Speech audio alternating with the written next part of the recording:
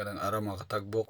For this video, dahil puro na yung planer natin, hahasain natin mga katagbok. So first, gutin natin ang mga bolt na nakakapit. So sa isang blade mayroong 4 na bolt. So bali mga katagbok, walo lahat na bolt ang tatanggalin natin.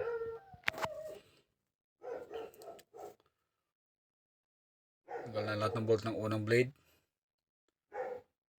Yan, tanggal. So puro talaga mga tagbok blade natin. So sa pangalawang blade naman, so another na 4 na blade naman mga katagbok. 4 yung bolt na tinatanggal natin katagbok, kasi yung cleaner natin number 4 yung laki. Pero kung number 3 lang yung cleaner katagbok, 3 bolt lang.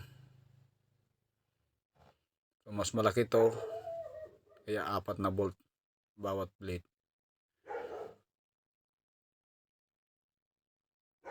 So tanggal na lahat. Tabi muna natin ang cleaner. Ayun, tatanggalin natin ang nakakapit or naghahawak sa blade natin. Ito yung nag-aatat sa blade at sa lagayan ng blade mga katag. So gumamit tayo ng star screw. So dapat mahigpit yun talaga mga katagbok, para hindi gagalaw-galaw, para balance yung kain ng planer natin. So tanggal natin yung mga dumi-dumi. So para ito mga katagbok, kinuha natin yung guide para maghasa na tayo. So mano-mano lang yung paghasa natin dito mga katagbok.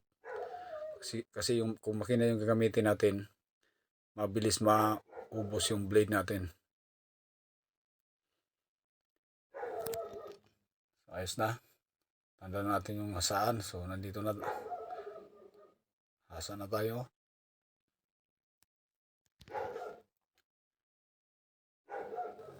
So, ito yung malaki yung na part ng hasaan. Yung pinakamagaspang na part ng hasaan mga katagbok.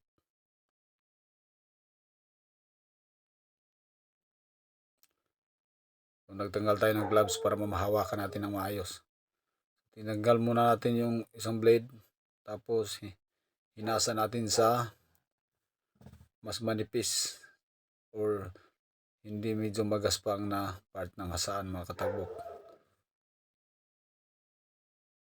Kailangan natin isang tanggalin, kasi hindi yan natatamaan kung gagamit tayo ng guide, kasi sa bandang likuran siya.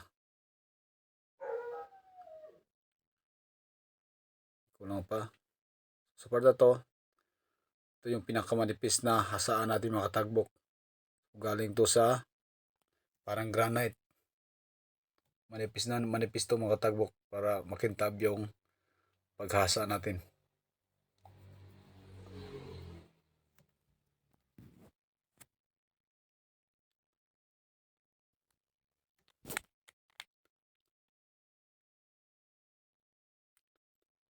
So ayos na. So balik na natin tong nakahawak sa blade. So sinipat natin kung tuwid ba, para balance yung pagbalik natin sa blade. Balance din yung kain niya. So pukulan natin ng martilyo. May gamit naman tayo ng guide para parehas yung distansya. Ito yung guide para balance. So balik na natin yung mga bolt.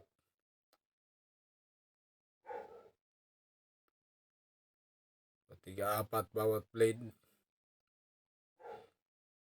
Magaling tayo dyan sa pagkalikot mga katagbok. So sinigpitan na natin. Okay, mahigpit na.